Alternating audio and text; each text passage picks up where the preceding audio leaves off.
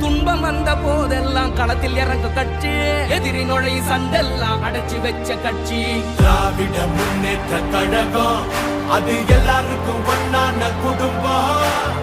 திராவிட முன்னேற்ற கழகம் அது வந்தாலே துன்பங்கள் விலகும். எந்த சாவா இருந்தாலும் எங்களை ஆள முடியாது. இது தமிழ்நாடு.